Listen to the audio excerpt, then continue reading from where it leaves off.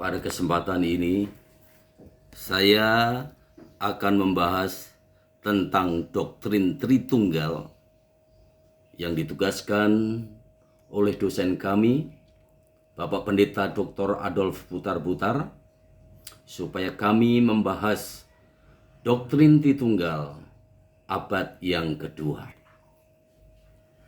Setelah saya membaca doktrin Tritunggal abad kedua dengan tokoh-tokoh yang begitu luar biasa, maka saya mendapatkan berkat yang begitu luar biasa.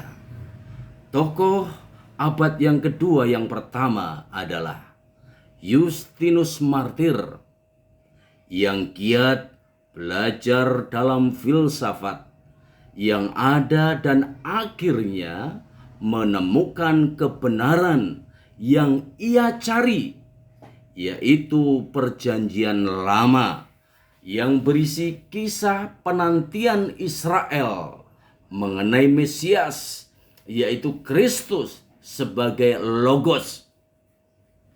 Dia adalah Yesus yang adalah Allah sendiri.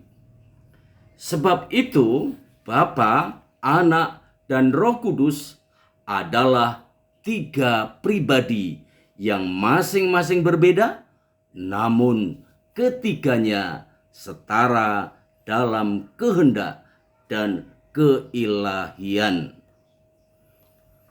Tokoh yang kedua adalah Clement dari Alexandria. Tokoh ini menulis dan mencantumkan kalimat ilahi, yaitu kepada Bapa, Anak, dan Roh Kudus dalam sebuah doksologi, doa orang Kristen mula-mula yang diucapkan secara reguler dalam ibadah kepada Allah. Bapa Gereja tersebut juga mengajarkan bahwa Sang Pelindung adalah Allah Tritunggal, yaitu Bapa, Anak, dan Roh Kudus.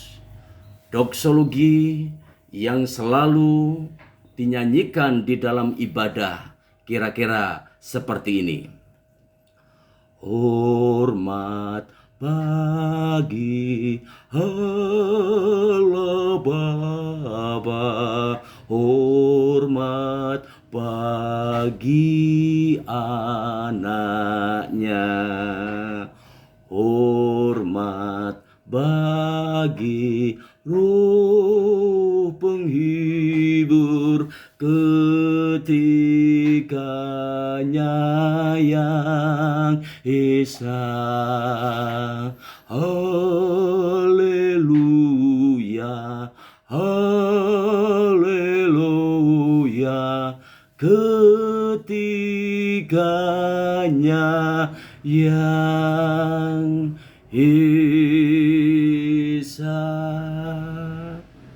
Amin. Tokoh selanjutnya adalah tokoh yang ketiga, bernama Irenaeus. Tokoh ini terkenal melalui karyanya yang berjudul Against Heresies, artinya melawan ajaran-ajaran sesat.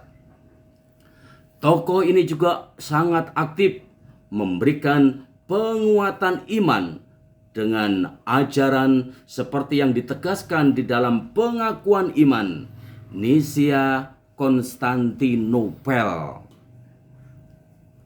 Pada abad yang keempat, yaitu Allah dalam Perjanjian Lama adalah sama dengan Allah di dalam Perjanjian Baru yang dikenal dalam nama Yesus. Allah itu satu, namun telah menyatakan diri melalui tiga pribadi, yaitu Bapa, Anak, dan Roh Kudus yang memiliki sifat keilahian yang sama. Saya sangat setuju dengan ketiga tokoh tersebut, yaitu Justinus Martir, Clement dari Alexandria, dan Irenaeus yang telah menggali kebenaran firman Tuhan dalam Perjanjian Lama dan dalam Perjanjian Baru, yang menemukan ketritunggalan Allah dan keesaan Allah yang tidak bisa digambarkan dan disejajarkan dengan apapun juga, karena Allah itu esa dalam 3 pribadi, yaitu Bapa, Anak, dan Roh Kudus, yang setara dalam keilahiannya yang tidak bisa kita jelaskan melalui akal budi,